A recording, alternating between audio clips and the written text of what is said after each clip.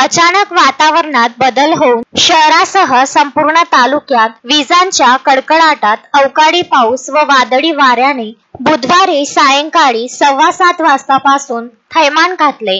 तब्बल 3 तासांवर मुसळधार झालेल्या पावसाने शहरातील फुटपाथवर छोटे व्यवसाय करणाऱ्या टपरीधारक दुकानांचे नुकसान झाले आहे. तसेच चांडोळा, सोनखेड, नरदोळा शेत शिवारातील उन्हाळी ज्वारीचे पीक तर घडा येथे कांदा पिकांचे मोठे नुकसान झाले आहे. एकंदरीतच जनजीवन विस्कळीत झाले. बुधवारी झालेल्या अवकाळी वादळी पावसाने नांदरुण येथे दीपक झोंबाळे यांच्या राहत्या घराची अंशतः पडझड झाली असून शिंगणवाडी, कळमगव्हाण, इलिसपूर, रामागड येथे पशूंच्या गोठ्यांचे नुकसान झाल्याची प्राथमिक माहिती प्रभारी तहसीलदार प्रवीण जमधाडे यांनी दिली आहे.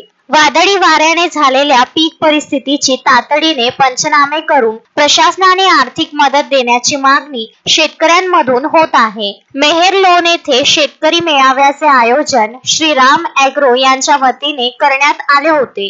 मात्र पावसाचा जोर एवढा होता की कार्यक्रमाची व्यवस्था अचानक हॉलमध्ये करावी लागली. या चांगल्या कार्यक्रमाला शेतकरी मुकले.